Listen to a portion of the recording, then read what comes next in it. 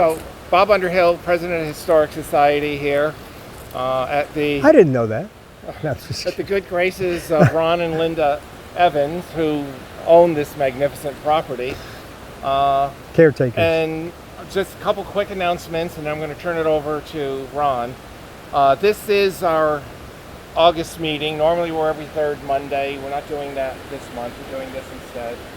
Next month we have Beth Brown from the Vermont Covered Bridge Society coming to give a talk, and that'll be back at the Grange Hall. And in October we have Dr. Moriarty from Castleton University, who is going to give a demonstration on 3D printing. I'm not quite sure how he does that, but they're bringing equipment, and then they're doing a antique roadshow. I think what he's showing us is how you can do 3D imaging of certain antiques to at least have an image being preserved. And so that's our next couple months. And wow. I'll turn it over to Ron. They're the ones who have restored this property, National Historic Register, and Ron is probably the leading expert on this structure. He knows more than we do. So, whoa. It's all you. Well, you guys may know more about dates in some regards, especially when it comes to the neighborhood. But I guess this postage stamp is one that Linda, come over here, Linda. I want you to meet Linda. So. Don't forget to mention Jeff. What's that? Don't forget. Yeah. So Lynn and I we were living full-time in Stamford, Connecticut when we acquired our first home, which, because of the pricing down there, was not in Stamford, Connecticut, but in fact was in Belmont, Vermont, just up the road, Mount Holly, Belmont. And back in the 70s, Belmont was a real counterculture community for all of those hippies from the city that wanted to escape the what's that? Yeah. And we're looking for something a little more Woodstock. Well, Vermont is pretty darn Woodstock, at least that's as we perceived it back in the 1970s. So we acquired our first home in Belmont from a fellow teacher at our school down in Connecticut. And it was an A-frame on Ray and Claire Dana's farm. They were the guardians of almost 800 acres of Belmont. And they sectioned off a small area to sell to a young couple from down in Connecticut who wanted to build a little house, a little ski home, a ski chalet. So they started building an A-frame in Belmont and then separated. And our friend, our fellow teacher, told us that she had a home. Well, her son had a home, and that he was looking to sell. It was 1 acre of land in Belmont, had all the necessary ingredients to make it livable. It had water, it had septic, it had bugs. Whoa, it had a lot of snow, being up at almost 1,500 feet, and we were skiers. So, by the way, did I mention Lynn and I were the caretakers of that one first, before we came down here. And we acquired that for, do you remember what we paid for that back in the 19s? Kingfisher. No. No. I think we paid $7,200 for the whole house. That's something like that. Yeah, that would have been about right. Then we sold it. And then we kind of did, Linda's an artist, so she did her artistic thing, and I did my little tinkerer, carpentry stuff. And a couple of years later, we turned it around, and we sold it. It was like, whoa. Now you got to keep in mind, we were school teachers, so we didn't know anything about Vermont. We didn't know anything about owning property or the value and how difficult that is to do. But 2 years later, we sold it for $17,000. We went, wow, this is amazing. Let's do this. Let's buy some fixer-uppers. Well, by that time, we had become very close friends with Ms. Kate Taylor's husband, A. Jeffrey Taylor. And he was acting as our friend, firstly, and as our attorney, secondly, when we sold our property. So we wanted to invest in this area. But because we had a business, we also wanted to, in Rutland, we also wanted to get something closer down here. So we found a piece of property in Shrewsbury, beautiful, Revolutionary War, surrounded by a beautiful stone wall, 17 acres. Couldn't get a closing. Couldn't get a closing on it. One brother wanted to sell, one brother didn't want to sell. Back and forth, back and forth. Anyway, long story short, couldn't get a closing. Enter Kate's husband, Jeff, who lived with Kate across the covered bridge up on East Street. And we sat down with Jeff at his office and we said, Jeff, what do you think? We got to do something. He said, well, you know, this is a long shot, but have you ever heard of the Kingsley Grist mill? Okay. Tell me about it. He said, well, it's pretty dilapidated.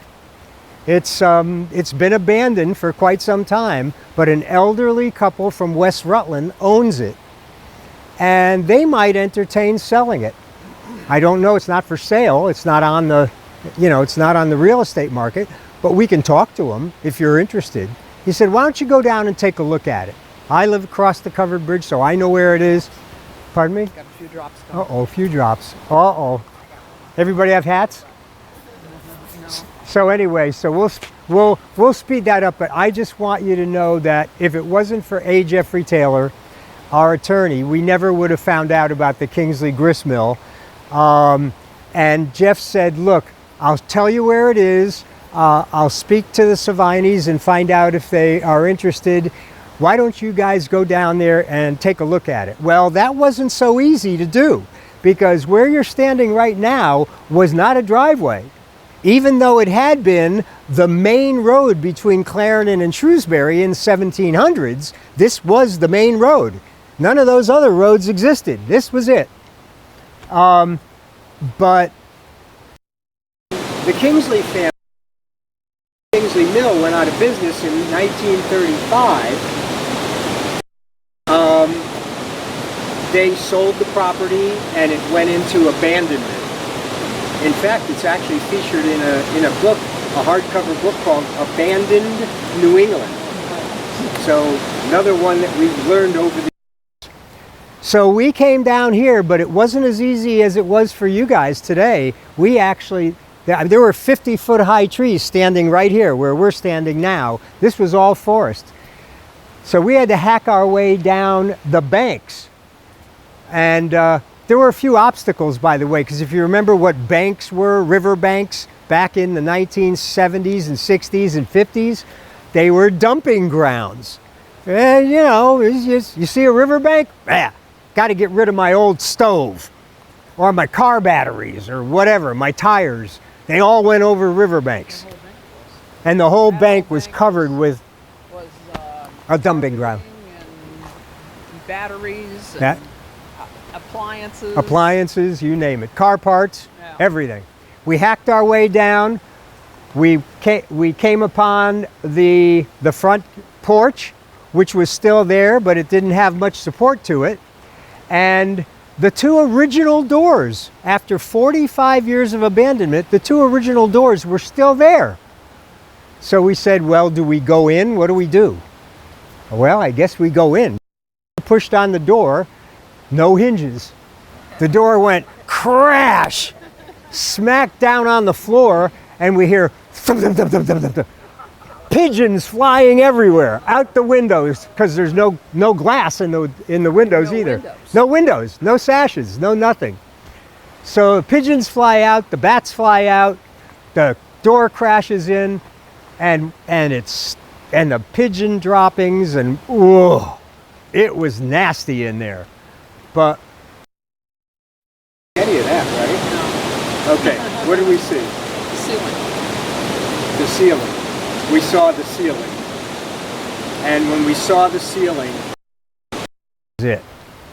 we took one look at the architecture and our jaws dropped and we said, whoa, I've never seen anything like this before.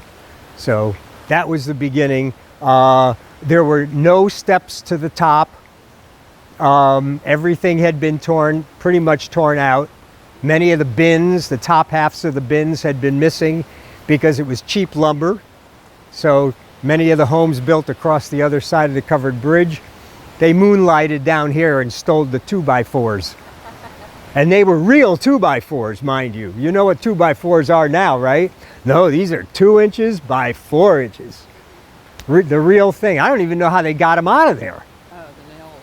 The nails were like 8-inch spikes every 18 inches. So we went around back.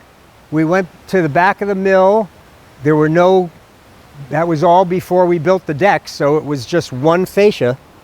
And we stood down on the riverbed and we looked up like this. And we went, this is like a sky. Look at the size of this thing. Well, we didn't know at the time it was almost 100 feet tall from where they started building it at the riverbed all the way to the top of the cupola, just under 100 feet in height. But we looked at it and we said, really? Let's see, who owns a grist mill? What artist owns a grist mill? Well, let's see, there's Andrew Wyeth, but his is puny compared to the Clarendon mill. That puny one. Okay, what other? The only one I know of, so probably. Grist mill was the thing to have. Anyway, that was it. We made a deal with the But Savines. it wasn't just that. What? What was it? It wasn't just that structure. Oh, that's right. Now, excuse me. It was a Vermont Historic District. What does that mean? Well, Ron, you don't get just this dilapidated building. You get all those dilapidated buildings up there. It's like it's a 3-for-1 or 4-for-1 sale. We got to take the whole, yep, take it or leave it, all or nothing, you get it. And with all 4 structures, right? With all the structures, Yeah, there go was only one person living here at the time. Right, In the main house. right, The That's fellow right. was living there, but these 2 other structures Right. were barns, basically, dilapidated, in the ground barns. Okay, so the reason why I wanted to start here is because this is a great vantage point to see the 3 buildings that actually participated in the activity of making grain, grinding grain. So of course, is where all the action was, but behind you is the granary, which was connected to the lowest doorway and the chute of the grist mill. If you notice the window air conditioner, you notice the framing was actually a door frame, not a window frame, and that had a conveyor belt hooked to it that was connected to that doorway, and they conveyed grain and repair parts because that was a grain storage building down below, but above that was a repair shop for all of the equipment that was being used here.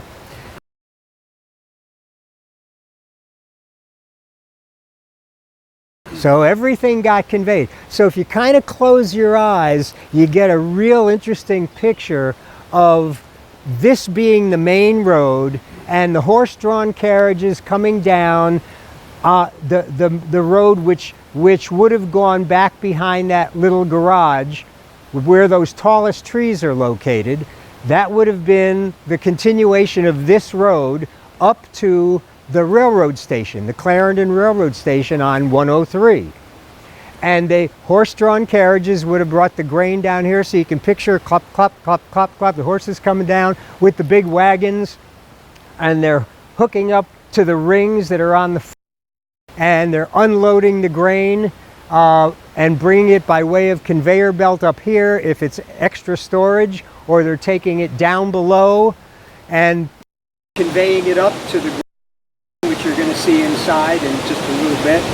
And you can just close your eyes and picture that, you know, electricity hadn't even been discovered yet. They had no big equipment like that to build this amazing compound. And the whole intent here was making power and feed for not just Clarendon, but because Kingsley was such a large enterprise, he was making flour for shipment to other parts of New England and even back out to the Midwest. So the grinding stone, and this brings me to Gary Parchek, who was the beautiful craftsman who made this Kingsley Grist mill sign for us. Gary has been helping me with some of the artifacts and repurposing many of the artifacts into some beautiful art sculpture pieces. But he doesn't know that next week, the stone that's been in place for 100 years that you're going to see tonight is being taken out of the mill, and it's being set right here where this beautiful lily is, and it's going to be made into a bench, a round circular bench with the cuts and the you know, the grinding grooves, concentric grooves, facing up. So we want it to be something that is enjoyed when people drive down or walk down. We want them to be able to use it, so it'll be something that can be sat on, and a few, you know, selfies probably wouldn't be a bad idea either. So so a lot of things are going on this summer especially. Of course, along the way we also had a few unexpected things happen, as we all know, with the river a week or two ago. But I think if there's going to be a takeaway from what we're going to do before we get hit hard by a little downpour, it's going to be that what Linda and I didn't know back in 1980 when we bought the property, what we didn't know and what we've learned since over the past 43 years are the secrets that Nicholas Montgomery Powers designed into this particular building back in 1880 or 1879 when he started designing it. The secrets that he used architecturally to guarantee the building will probably continue on and on long after Lynn and I are gone, and long into future generations. Our job is, as caretakers, is to preserve the substructure the best we possibly can, to make sure the mortar is strong, to make sure the architecture stays strong, and to make sure that Nicholas Montgomery Powers' legacy continues on for people many, many years from now. So, and I'm going to point out some of those architectural features. So very quickly, the granary you know about, you knew it was connected. The red barn was actually the stable barn, and that's where all the horse-drawn carriages and the horses were all stabled up in that red barn. And if you get to see the back of that barn underneath that patio, that deck that's off the back of it, you'll see 5 little square windows in a row, and those were each for one of the stalls. Each horse had a window to look out at the river.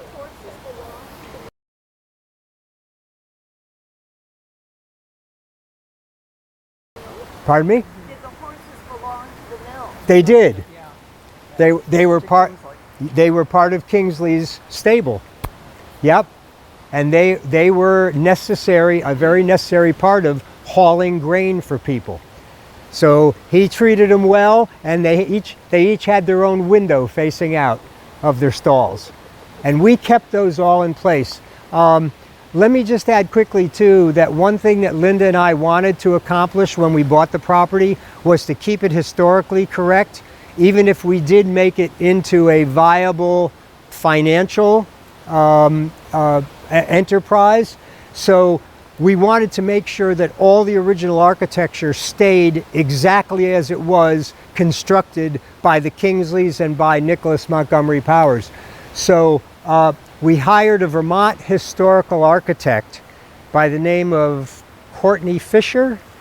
Hey, how's that? Pulled that one out, huh? But Courtney Fisher came here and slept overnight in a tent out in the yard.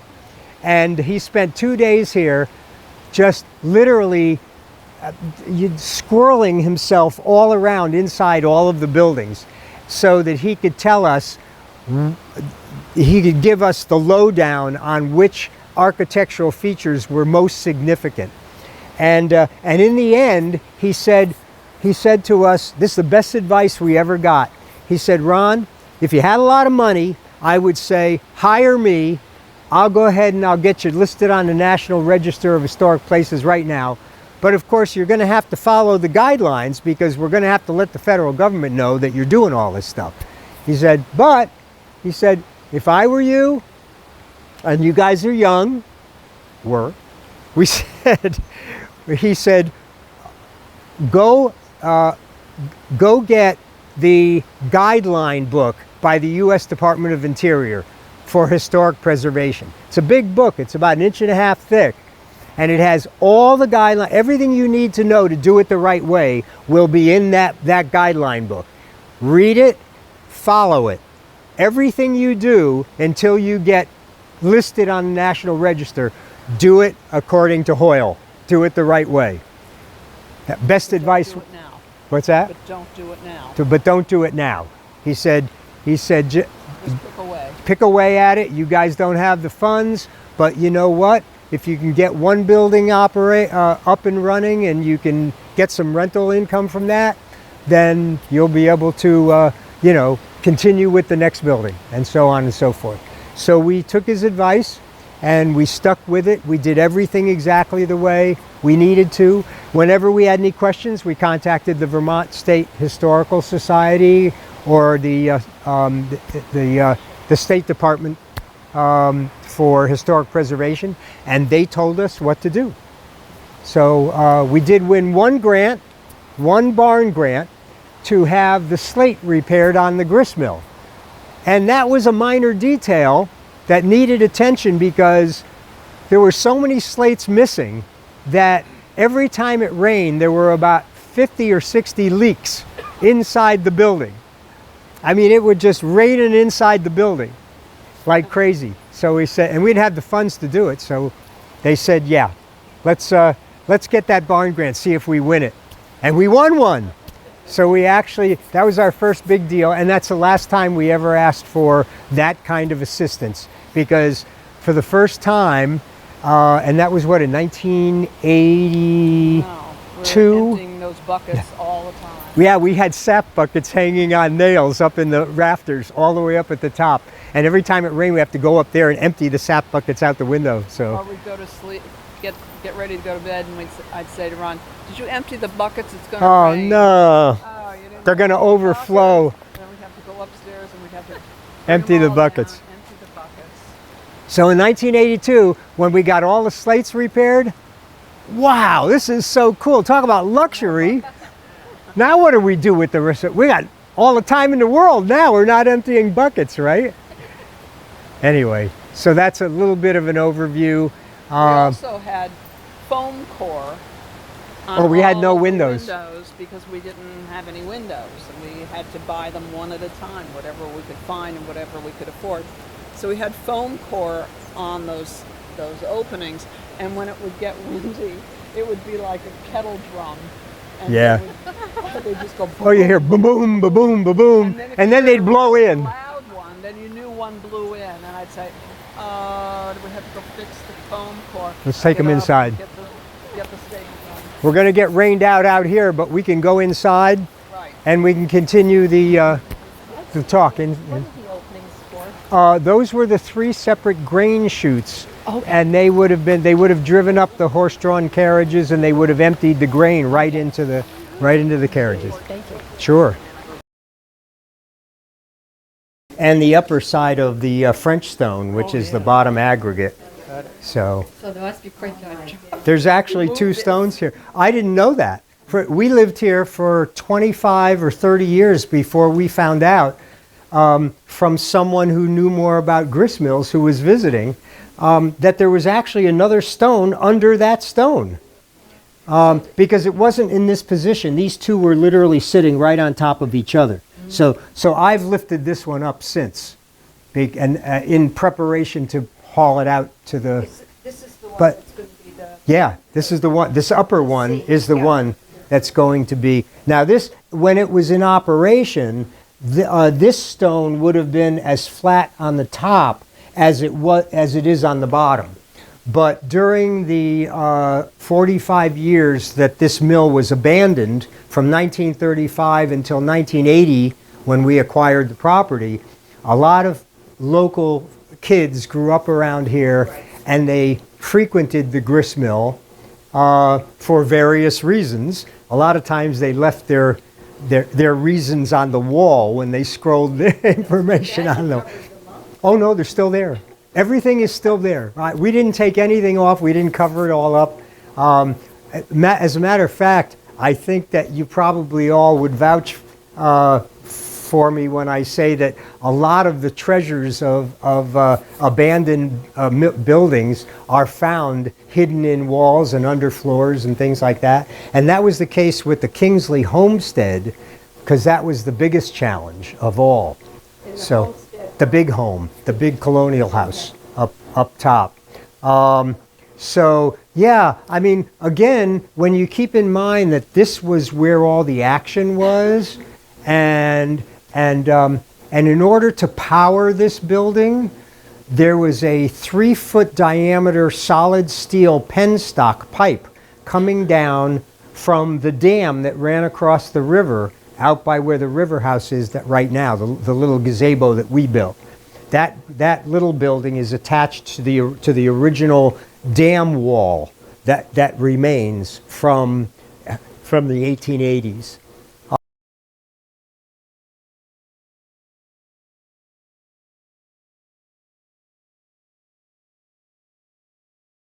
The 1927 flood took out the dam, and so they lost all their water power in 1927. So that kind of poses the question: well, how did they keep the grist mill going from 1927 to 1935? Any ideas? Any thoughts on that one? Bueller? Oh, Bueller. Where's Bueller? Water power? No, water power is what they lost. The penstock was there, but the dam went out. So how would you power a huge mill like this? What would be needed to power a mill like this? Yankee ingenuity is number one. They backed a John Deere tractor in through those double doors, yes, and they used the flywheel of the tractor to power this place from 1927 to 1934. Unbelievable story, but true. Ron, tell them about the penstock. And the penstock. Oh yeah. Go ahead, fill that in, please. Well, penstock is a big conduit pipe. Yeah, steel. Took the water from up by the dam, fed it into the basement, and there's no overshot wheel here. Many mills you see, the typical wheel is on Right. the outside catching the water. But new technology. Yeah, this was high tech. Was a turbine down the basement, so it was a penstock with water that came in and forced the water this way. It was a horizontal situation. Right. But when we bought the property, the penstock or the pipe, which was about what? 3 feet in diameter and about 125 feet long. Parts missing, but by and large, there was still remnants of it.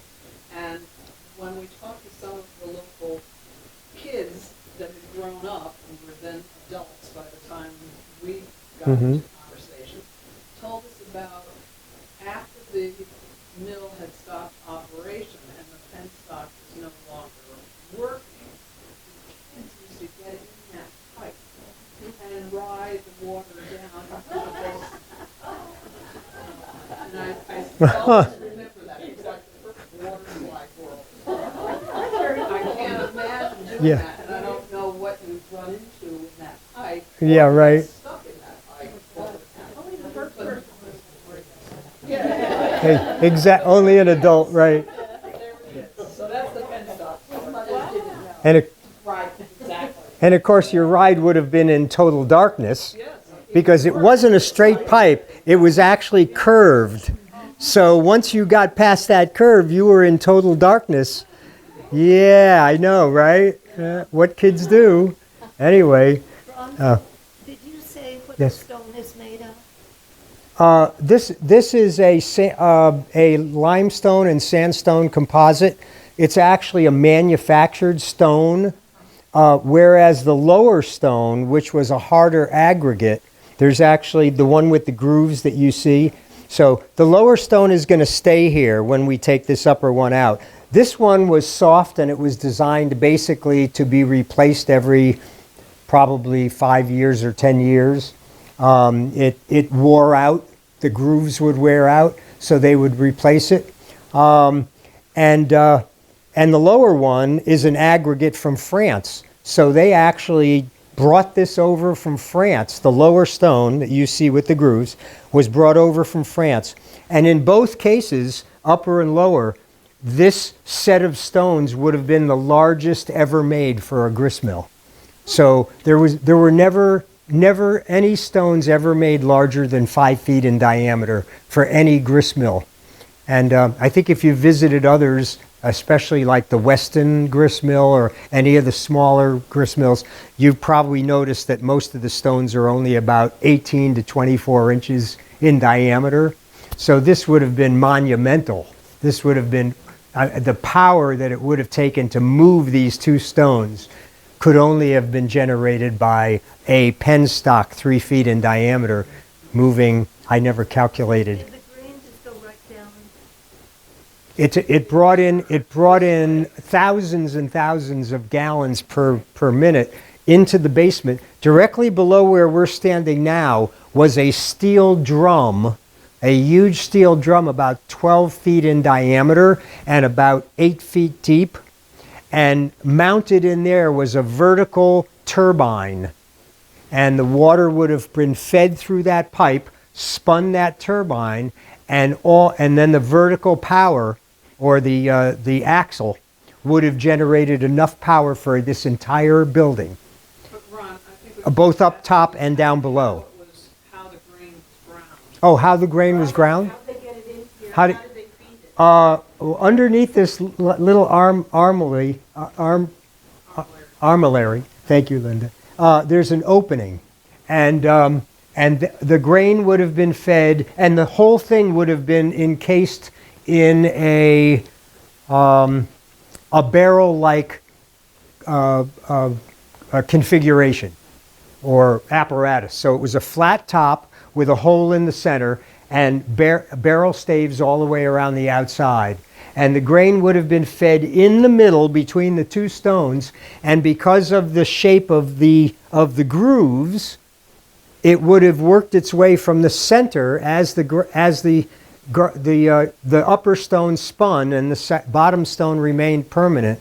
As it spun along, the grain would have been moved from the center toward the outside. And when it got to the very end, to the very outer edge of the housing, it would have been dropped right down here through this opening. It would have been put, and down below here was a hopper with a conveyor belt. And that conveyor belt took it over where you're standing right now, Kate. And if you look directly overhead, you'll see 2 chutes.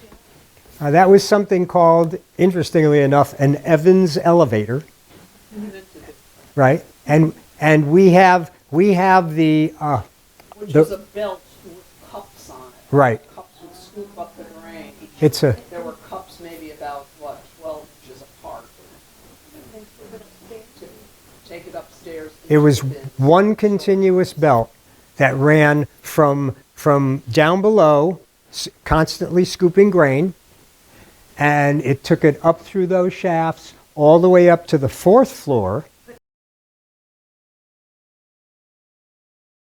Again, that power is all being provided by the water? That is correct. Well, we know about the power of water. We know about the power. I can point out some rocks that are out there now that weren't there 2 weeks ago, and they're big. They're big. And a tree trunk that decided it was going to torpedo the upriver side of the mill. Yeah, at the height of the flood, one tree trunk decided it was going to skip over another one and go airborne and struck the east side of the mill on the annex and completely blasted out a 10 by 12 foot. Just from this last one, from this last flood.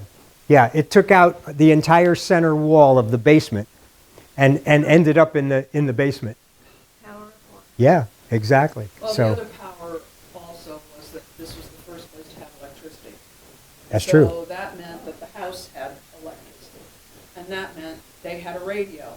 When it So was like invented. the first place in the Clarendon area to have radio, so people would gather up at the house, from what we're told, and listen to the radio and shows that were on the radio, and that encouraged Ron to do his radio collection. Yeah. Is that why you got started with it?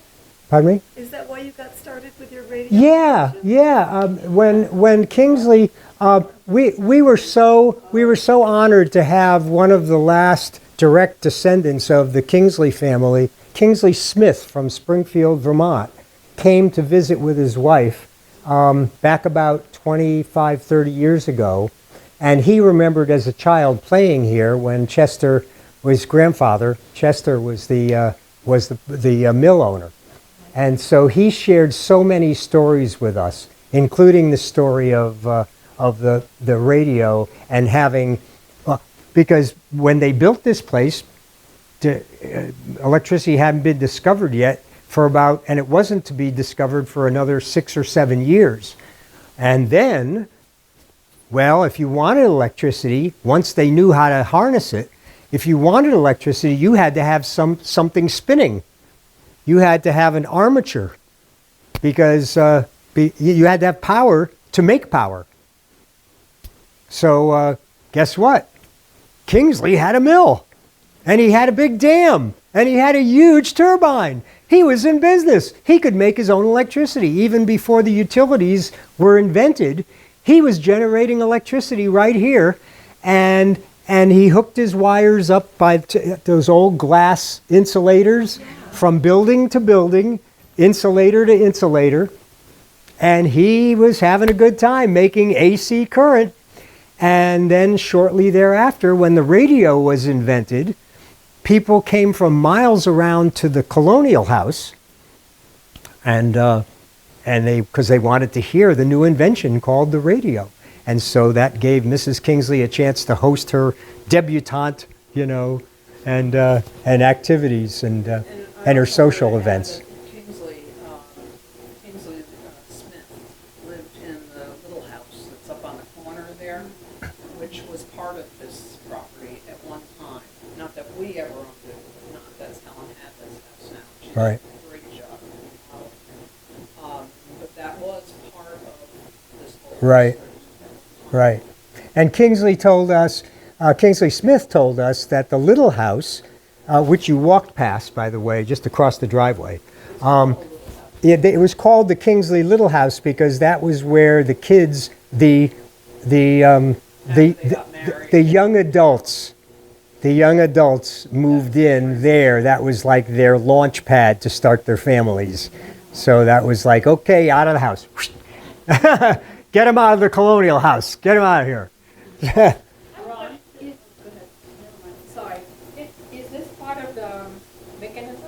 It sure is. Yes, that's a good observation. Let me. That is actually. It was always there. Oh yeah, that wasn't going anywhere.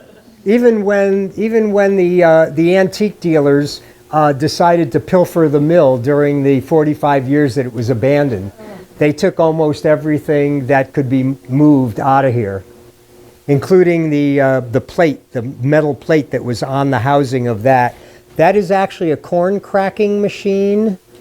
So that was designed for cracking corn, and the corn would have been fed from up above. If you look up, you'll see a shaft that would have fed the top of the hopper, and then the two bushings, or the two wheels that you see down on the main axis, would have had those gigantic leather or canvas belts that powered everything in this place, going up and over them, and then going down into the lower basement where all the turbines were spinning.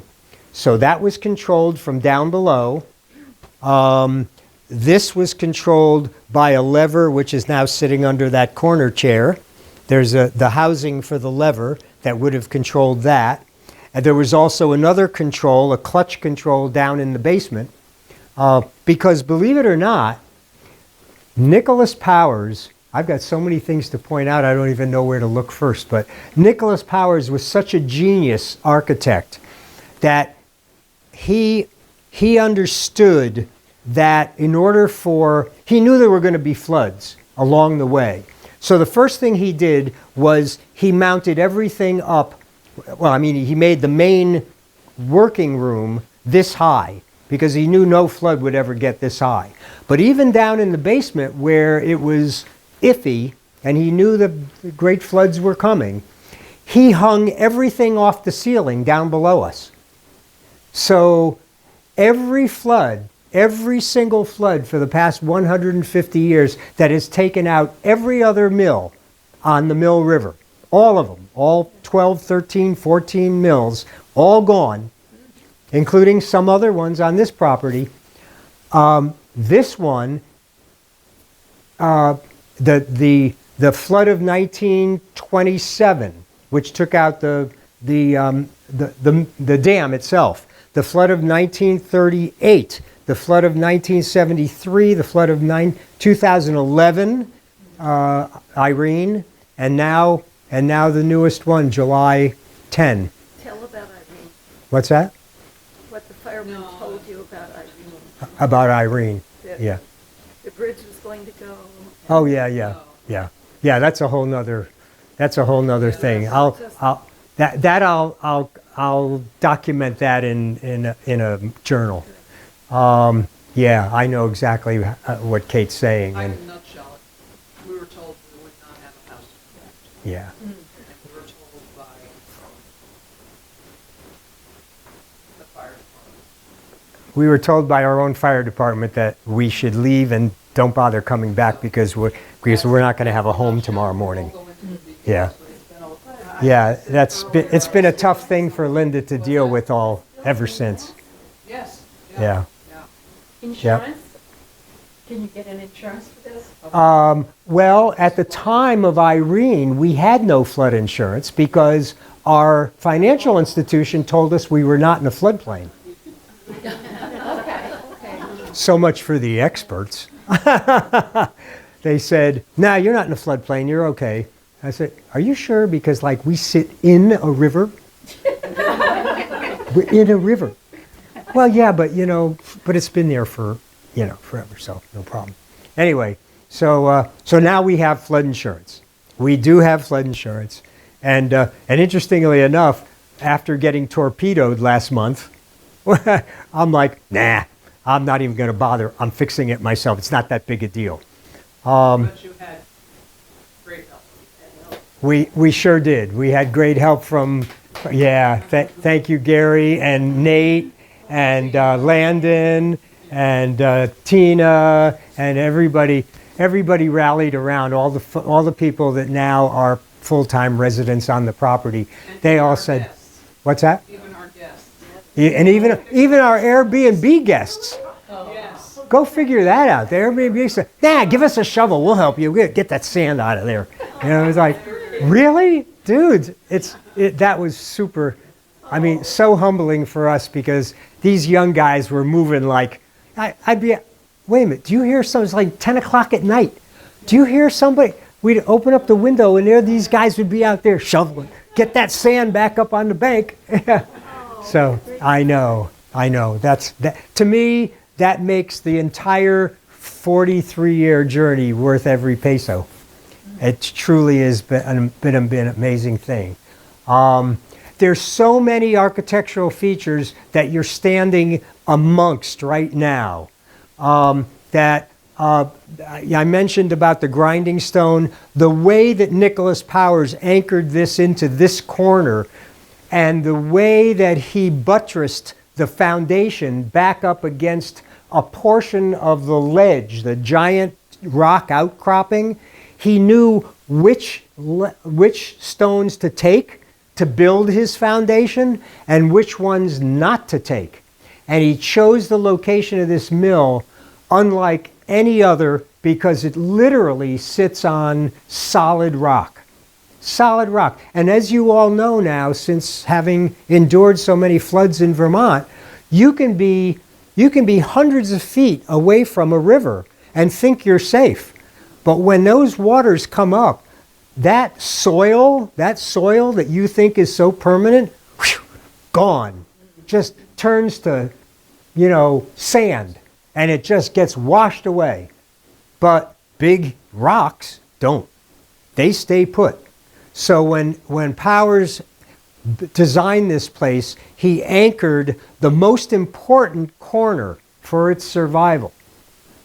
The southwest corner of the building, he anchored it to and he buttressed it back, like Notre Dame with the flying buttresses. He buttressed it back against solid rock and then drilled down into the crust of the earth, probably 12 inches, and drove solid steel rods in place so that when the flood waters came, they couldn't push out the rocks, even when the mortar started getting weaker later on. And of course, that's what happened with Irene, because by the time Irene came, this building was already 135 years old. And most mortar only really holds firm for maybe 50 to 75 years. So by the time Irene happened, the mortar was really just powder. And even though the rocks were huge, they didn't stand a chance against the kind of forces of nature. So the top 4 feet of the foundation of this building got pushed right into the basement. The whole top 4 feet of the foundation. Well, you know as well as I do that if you don't have a foundation, typically you wouldn't have a house. That's the way it goes, right? You lose your foundation, you're gone, done, out of there. Yes. Shall I open up on the other side? Sure, yeah, because we're going to be going over there any second. Yeah. So, because they might want to see that.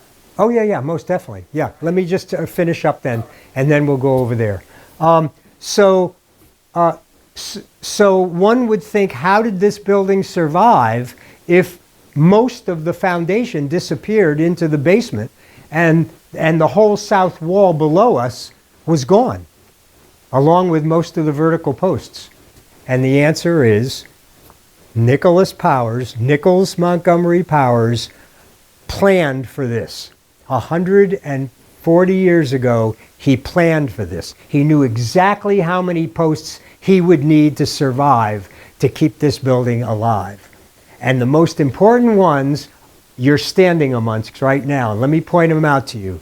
That corner is number 1. That corner must survive. The one that you're leaning against is number 2. The one that's behind Tina is number 3. And the far corner, in other words, diagonally across the middle of this 30 by 30 room, 4 posts need to survive. And if those 4 posts survive, this building is never coming down. Now, there's 17 posts holding this building up. So how many do we really need? Well, we need 4. What did they go Yeah. down and what stabilizes the post? Well, most construction design of its day would have taken these posts and put them on on the surface of the ledge below, the solid rock. Not good enough for Nick Powers. Nick Powers had to drill down into the ledge so that he could set the posts 12 inches deep into the rock so that no amount of water power could possibly move those posts. Especially once he finished building the building, which he knew was going to weigh somewhere in the neighborhood of 1/2 million pounds. So we're standing in a building that weighs over 1/2 million pounds, and we need 4 posts to hold the entire building up. Now Linda's going to... No, these go to these expansion plates. And he did, that's a good question, because he did something even more important beyond here. I'm going to point out one other thing, and then we're going to go next door, because there's 2 very important factors here in play. And that was that on August 28th, 2011, when Irene struck, and that wall disappeared below us, and the top of the foundation disappeared below us, we were suspended in midair. But that chimney, which starts down on the foundation, that's where it's anchored, that chimney goes all the way up 90 feet through the roof. You can only imagine how much that chimney weighs. Well, the next morning, the bottom 14 feet of that chimney was gone. It was gone. It was inside the basement. And I said, when I called out the architects and the engineers to take a look at what I saw, they said, I don't get it. How come this chimney didn't come crashing down through the building and disappear? And the answer is right there. Right there in that dark corner. Yeah. Hey, Lynn, could you get me the flashlight? Sure. Would you get that? Again, only a genius would come up with something like this. I'm going to ask Linda for a flashlight, and I'm going to show you what Nicholas Powers did. And these are the kinds of secrets that he incorporated into the design of a building that he knew was going to survive through the ages. I've never seen this done before, because I've seen people step a chimney once, but this chimney is not just stepped to the west, it's also stepped to the south. So he's got the chimney anchored to this vertical post right here, and he also has it anchored to all of this harnessing that runs across the ceiling. And if you notice, look at the way these harnesses are designed. They're anchored by steel bolts all the way across, from side to side, all the way across. The entire building is built like a fortress.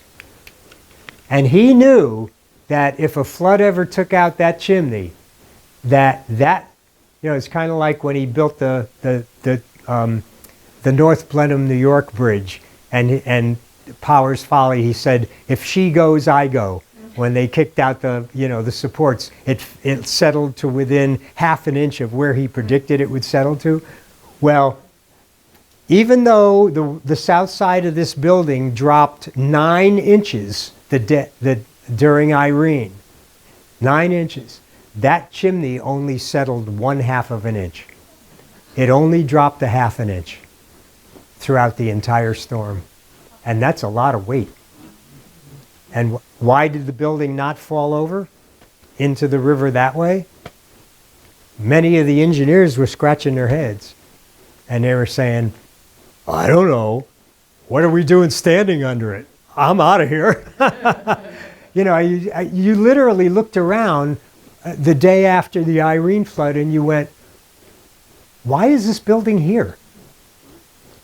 But there's always a silver lining, and that was that the secrets that Powers incorporated into the design of the building had been covered up in the basement by all of the silt and runoff from the 1927 flood, and then it was even worse after the 1973 flood. So So it wasn't until Irene that we got our clock cleaned. I mean, we literally, Irene came through here and it was way worse than all the others. It cleaned everything out of the basement. I mean, everything, including all that silt. Took it right out downriver. And for the first time, we were able, in 100 years, we were able to see what Powers did to guarantee the survival of this building. There it was, exposed after all those years. And then the reconstruction that we did after Irene, replacing all that mortar and getting that foundation all shored up, is the thing that saved us this time.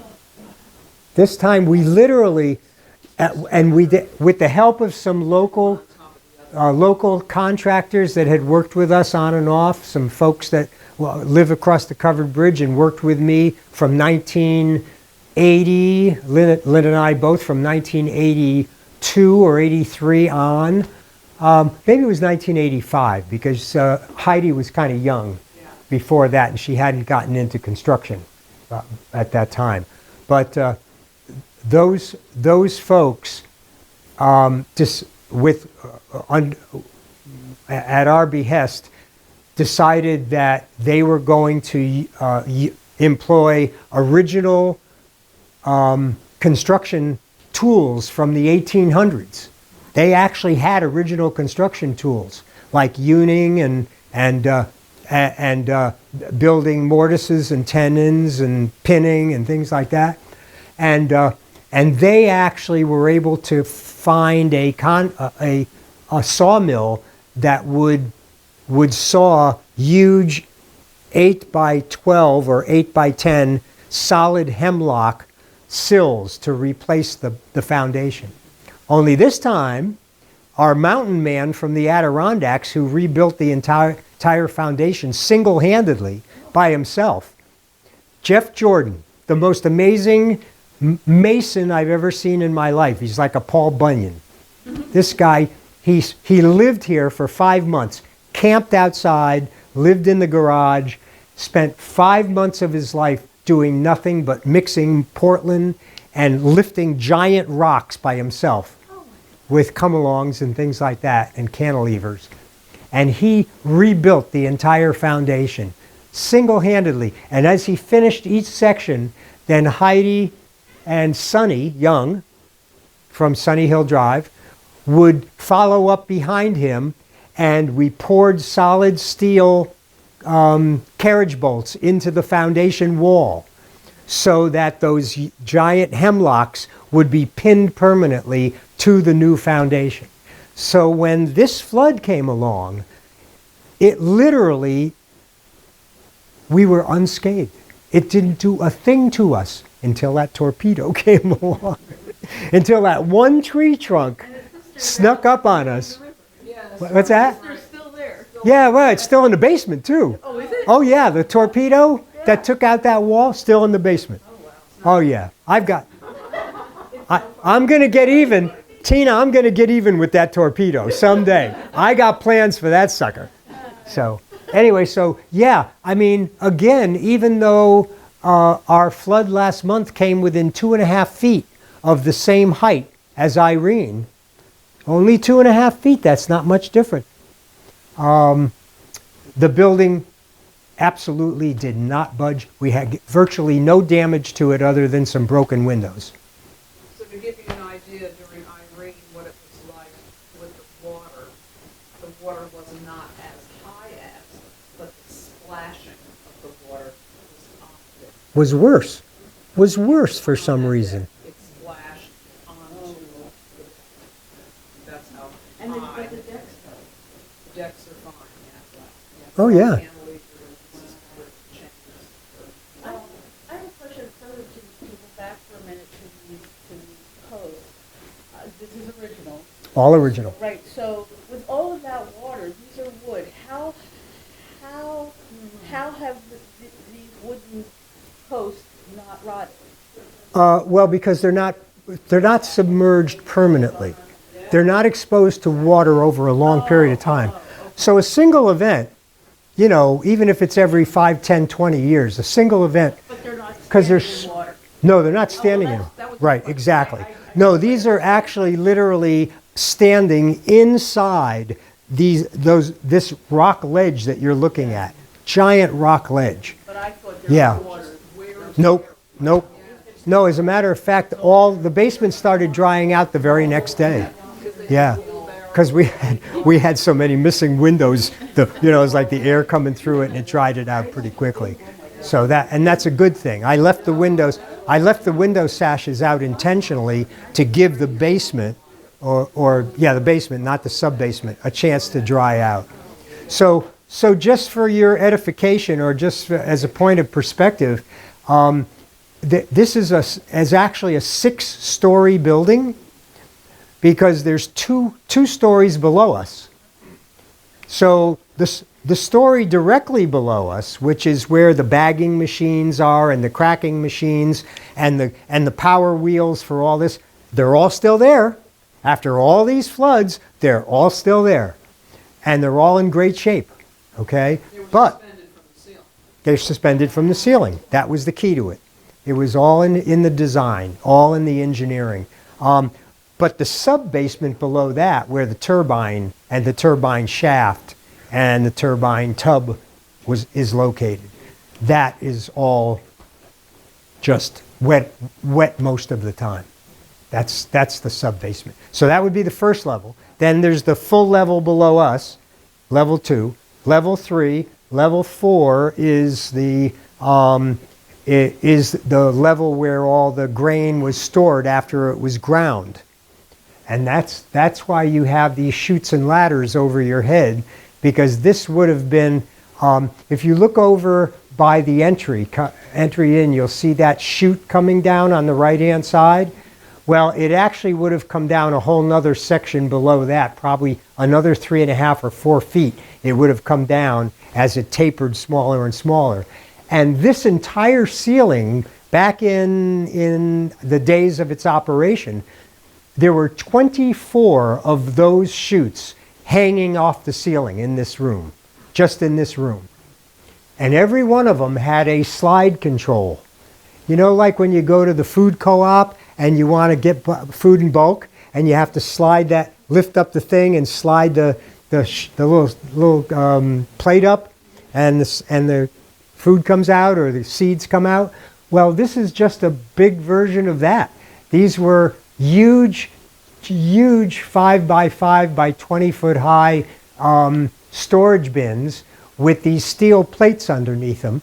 And as you see, there are all these little slides. Let me point this one out. There's a slide right there.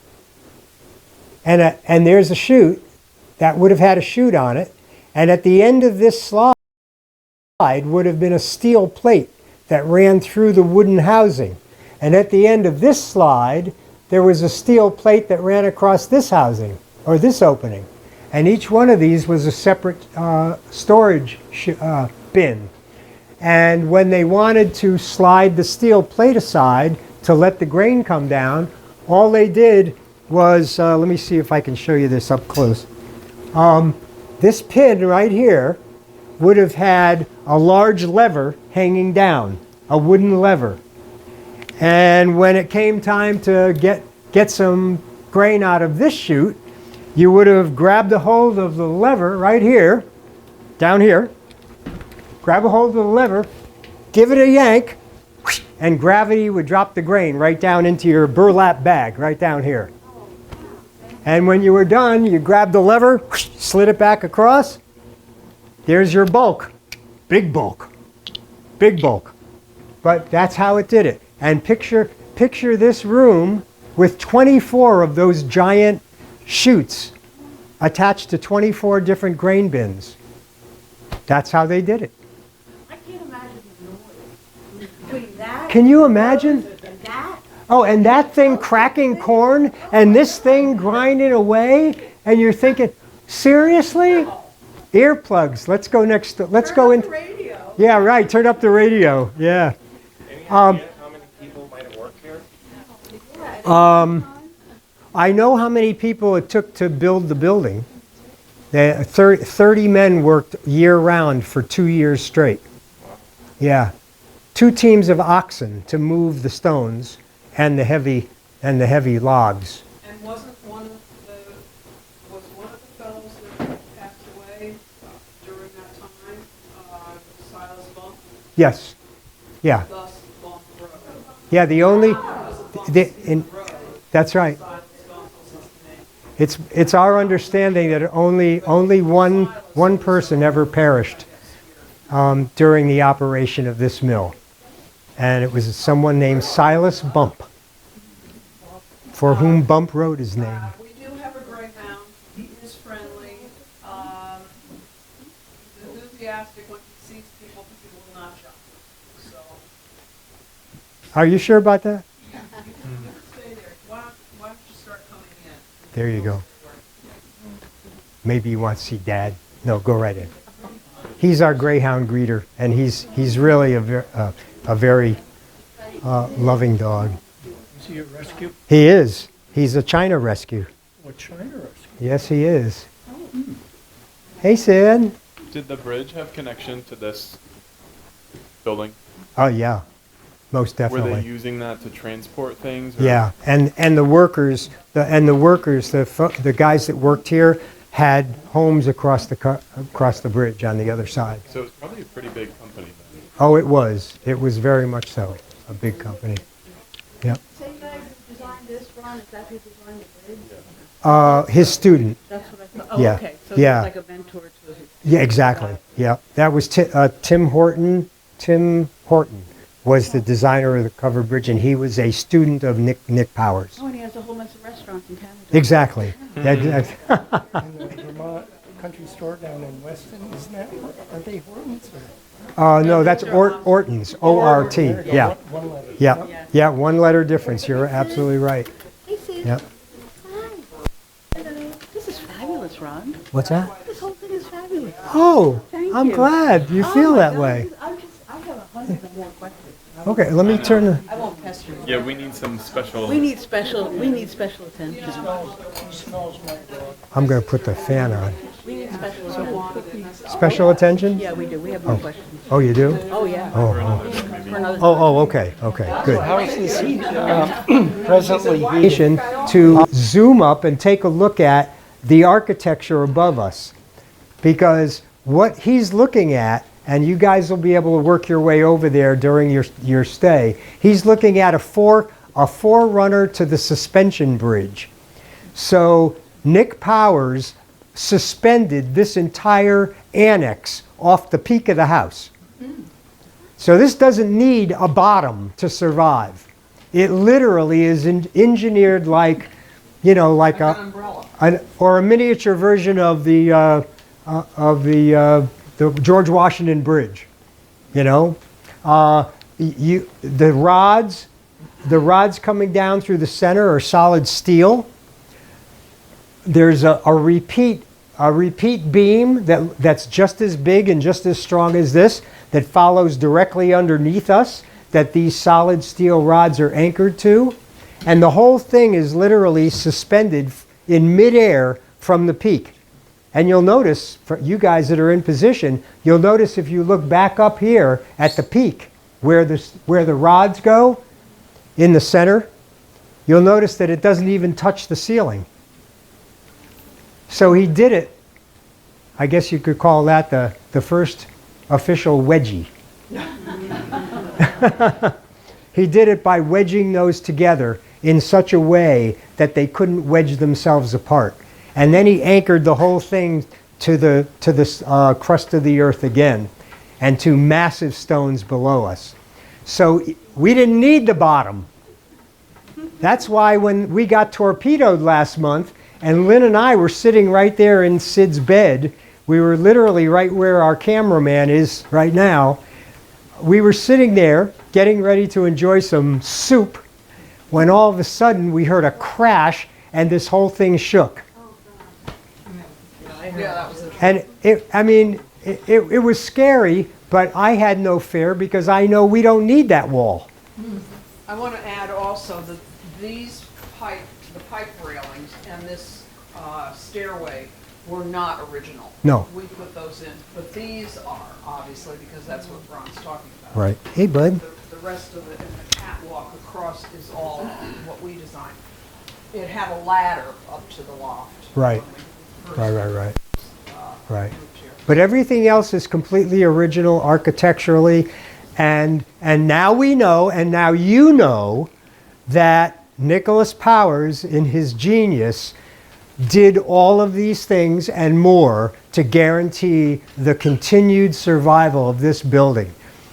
Nick knew, nobody knew horizontal stresses like Nicholas Powers. That's why his Brown Bridge in Shrewsbury is now a landmark and the most important bridge in the state of Vermont. Certainly one of the top 2 most important bridges in Vermont. And it's the last bridge he built in his 45-year illustrious career before he came to the banks of the Mill River to put this up. Didn't build that one. No, his student built that one. Tim Horton built that one, but I'm sure that Nick Powers had a say in it. However, the Brown Bridge, Powers' last bridge of his career, and the Kingsley Grist Mill, the one and only masterpiece landmark structure that he incorporated all of his knowledge into to guarantee its survival. Both of them survived. Irene and now this flood. And I think that bodes pretty well. I mean, we're so lucky here that I know that the Brown Bridge is in Shrewsbury. I'm sure that Clarendon would love to know that it was in Clarendon, but the fact is that the 2 of them stand side by side, Shrewsbury and Clarendon has this which is, which to me is even a more miraculous piece of architecture. Is anybody interested in seeing the grain bins and going up the 2nd floor? Would you like to do that? Okay. I'll bring my flashlight because I can also, without having to go all the way up to the 4th floor or to the cupola, they're fun too. They're great fun. But that's a lot of stairs. That's almost 60 stairs. And I had a question was asked too about our Airbnb. The Airbnb part is that side and what you'll see upstairs. That's all on Airbnb, and it's on Netflix too, if you're interested to see it Right, on right. Netflix. Some of you have seen it already. What's the name of the show? World's Most Amazing Vacation Rentals. Oh, cool, and that's the second And we're season? we're on season 2, episode 7. Right. So, It's called World's Most yeah, Amazing on the Vacation. waterfront. If you remember Marlon Brando, then you'll remember. On the waterfront. But the other side, including the living room, concert room, that and all the way up is what our guests Right. are privy to. Right. And Ron and I then close the door and we have this side. So that's clarifies that. We live on only this in this annex. We actually started here in 1981, and here we are back after all these years, back in our small Does space. this rock at all? Pardon me? Does this rock at all? No, no. When No. the mill was operating, this set of stairways was only half as wide as it is now. So we basically knew, in order for it to function properly, we needed to widen the stairs. But we took all the wainscoting off and we widened the stairs and put the original wainscoting right back on again. So we have the original stairway architecture still in place. And that was important. And then, of course, now you're starting to look at the walls and get a feel for why this building didn't come down during the floods, the many, many floods. Because you're literally looking at hundreds, if not thousands, of 2x4s that are stacked one on top of the other and nailed every 18 inches with huge spikes. So, and not only is this inner wall built that way, but all the walls around us throughout this entire level of the mill are built the exact same way. except on the outer walls they use 2x5s, not 2x4s. And they're all interlocked. So if we make our way up to where the grain bins were, which is only another 5 steps up, then you'll see how they all interlock and how they play. Now, during the operation of the mill, this small set of steps, or ladder really, would have continued up into that corner, just this side of the chimney. And by the way, there's that chimney, and if you look up at the top of the chimney where that white line is, that's how far the chimney dropped during the flood. So right up there, on that spot, that white line was actually the white line of the painting of the ceiling. That's all it dropped. During our meeting. Yeah. And that's a beautiful piece of work up there. Was that original? That is not. That's actually, it's a solid plaster original, an antebellum original from 1830s, and it was installed by a very famous ornamental plaster craftsman named David Flaherty. No, it's stunning. I had an uncle that was an ornamental plasterer, so I Is really that right? appreciate the work. Yes. Well, take a look at some of David's work over on that far wall next to the chimney. David has done some of the most famous installations in the world, I'm sure. including the Metropolitan Museum of Art in Manhattan. He did the Lost whole art. American wing, It's amazing. did the White House, he did the Gosh, State Department. Stunning. So he is a master, Craftsman. a master, probably Artist. one of the greatest ornamental plasterers in modern history. Just stunning, really. So we're very honored to have that I see. as part of I our would agree with that. part of our display. Let me take everybody up just 5 more steps, and I'll show you where the grain bins were.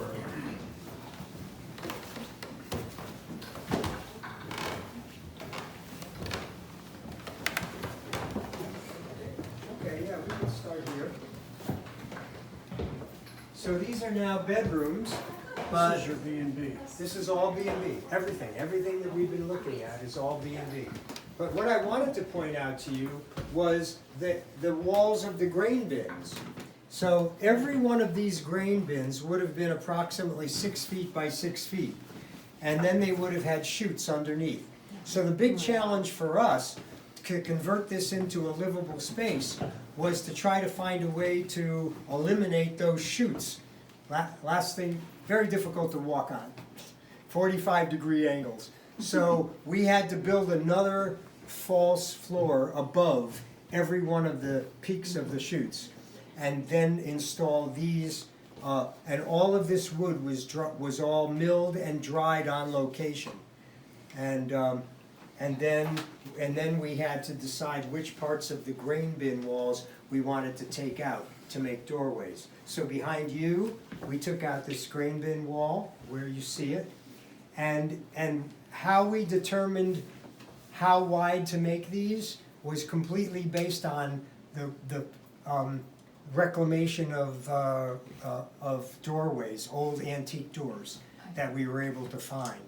So we found some at Rick's Trading Post, we found some in Lebanon, we traveled around the Northeast and we went looking for antique doors. And this is one we're particularly proud of. This is the master bedroom entry. And this is actually, it was seriously ugly when we saw it. It needed some work, but it was the perfect door for the master bedroom. And a friend of mine had these beautiful handmade wooden pillars, and he used 2 of them for the building of his own home, and decided that he wasn't going to use the second 2. So, the price was right. Price was perfect. And we said, would you like to donate them to the rehabilitation of the Kingsley Grist mill? Yeah, I think we could do that. Okay, so we're very proud to have these beautiful handmade pillars and this great antique door, which we had fun restoring. But of course, this is a bedroom now, so we kind of rigged it with this little guy right here. So you have your privacy. Here it is. So come on in and take a look at what is the master bedroom right now, but also would have been where the grain bins were. and I'll show you a couple of interesting features, including this Patrick Farrow original that was done for us as a commission, which Patrick didn't often do. We're very honored to have that. But in order to keep the walls from buckling, after all the 2x4s were taken out, we had these hemlock beams milled, and then we timber locked them to the main solid wood walls to get them to stay in place. And when you make your way in here eventually, if you look over in the corner, you'll see one of the corner ladders, which would have been similar to the ones that were used for the workers to access the grain bins. So each one of these insets in the floor represents the walls of a grain bin. So this would have been one wall right here. Right here would have been another wall going across like this, intersecting here. So we have 1, 2, 3, 4, 5, 6, so on and so forth. All different grain bins. And they would have gone all the way up to the next level. Ron, could you explain the flow of this, where the grinding was down on a lower floor? Yeah. But we seem to have All this space. all grain going Up up and to down. here, and how they loaded, Sure. what the flow was Okay, when it the first flow came was, the flow was, of course, getting the raw grain in, and then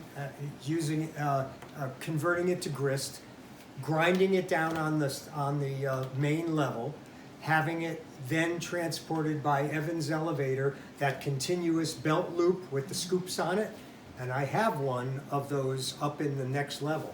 I don't know if we want to venture up that far or beyond, but the original sifting machine is still up on the 4th floor. And so the grain would have come all the way up another 20 feet above where we are now, and it would have been dropped into the feed hopper for the sifting machine. So if you guys bake, any of you bake and you have those sifting machines, it's a screen at the bottom, and then it just agitates the grain or the flour. Well, that's basically what you had here on a huge scale. And the sifter, instead of being a little handheld thing, it's actually about 12 feet long and about 4 feet in diameter. And it had all different coarsenesses of screen around it. And it was tipped at an angle, and it spun on an axis using that same hydropower. And as it spun, all of those grains got sifted down through, finer and finer and finer, until it ended up with the best the flour grain, the finest variety. And then once it was sifted up there, the tops of all of these grain bins that we're now standing in, the tops of those bins would have been open, and they would have directed the grain to the bin that they wanted to store it in. So they actually had chutes, and then they would just aim the grain at the bin they wanted it in, fill that grain bin up, or add to the existing supply, and then they would move on to the next grain. And they would bag it downstairs? And it was all, and once the grain was contained in the bins up here, then all of the selling and the conveying of the grain was done back down on that main floor. Okay. And what they would do is they'd have the mill workers back, Kingsley would get orders, he would get that information into the factory would then take the burlap bags to the proper grain bin chutes, doing that opening and closing of the plates, and they would fill up the order, label it, and then bring it over to Kingsley on the annex side, which is where Linda and I live now. And they would probably weigh it? They would weigh it there, and then they would store it there until the customer came to pick it up. Right, exactly, or until it was shipped out. Because I find a lot of what they call lead bag seals. Oh, yeah. So they probably, after they weighed it, they sealed it so that the buyer knew that it was, you know, It was sealed at the factory. right, exactly. Exactly, yep, sealed at the factory. A seal of approval. You knew it was good.